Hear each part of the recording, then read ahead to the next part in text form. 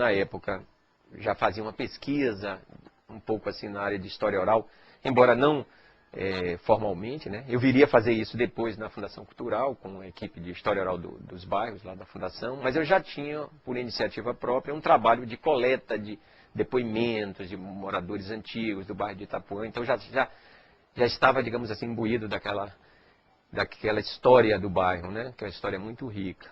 Então, a partir disso, foi que eu fiz os contos que reuni no volume, intitulado Já Vai Longe o Tempo das Baleias, que o título remete justamente à origem do povoado de Itapuã, que era de um povoado de pesca de baleias.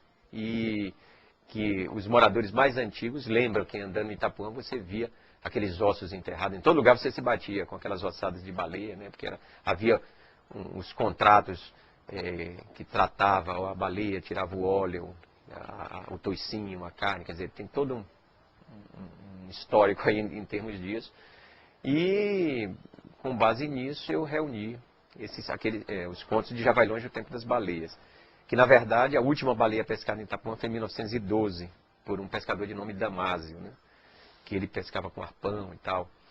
E então, com esse trabalho aí, eu reuni esse volume que foi publicado pela Fundação Cultural, pela Coleção dos Novos, em 1982.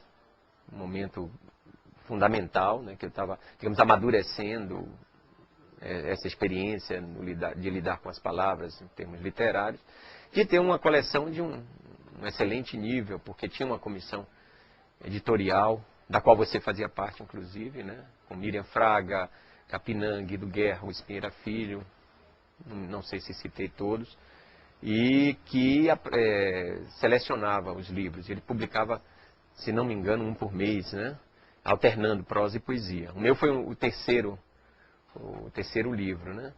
E que teve uma boa aceitação, inclusive o prefácio foi de Rui Espinheira Filho, que era meu professor na época na Faculdade de Comunicação, que foi bastante favorável, né? Ele se entusiasmou muito com os contos.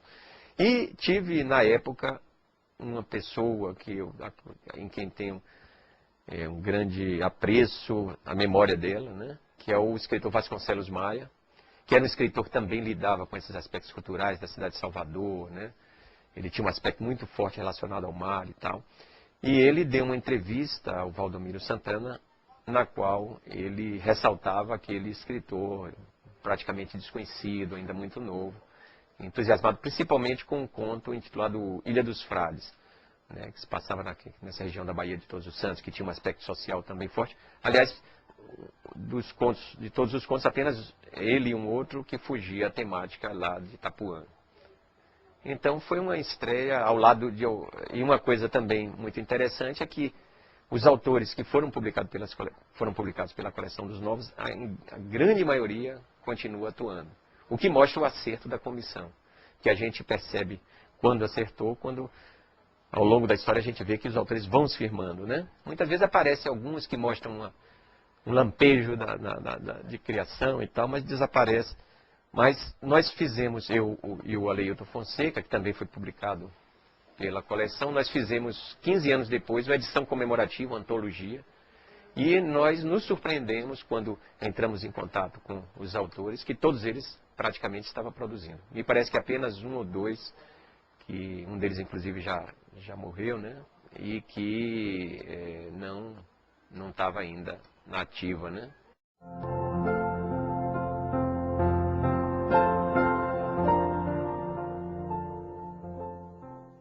Após o Já Vai Longe o Tempo das Baleias, eu só publiquei o segundo livro 15 anos depois, né? E nesses 15 anos eu me dediquei intensamente à atividade jornalística ligada à área ambiental. Foi uma experiência muito rica, porque eu tive a oportunidade de conhecer regiões maravilhosas, né?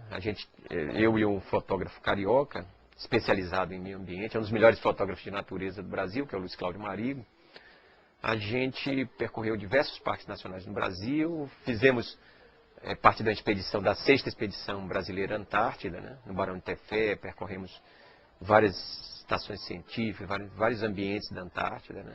E na Amazônia também, na Estação Ecológica do Mamirauá, que é uma região de floresta inundada, muito interessante, onde tem um projeto ecológico bastante avançado, em termos conceituais, inclusive, quer dizer, que quebrava aquela ideia do tradicional de desapropriação de terras para implantar os parques, criando outros problemas sociais, né? Então eles estavam na vanguarda de uma outra experiência de preservação, que em vez de tirar as pessoas da terra, eles faziam um trabalho maciço de educação ambiental e fazia com que as pessoas que devastavam passassem a ser elas próprias guardiães da região, né? Então, um trabalho muito interessante que eu fui cobrir, né? Isso aí.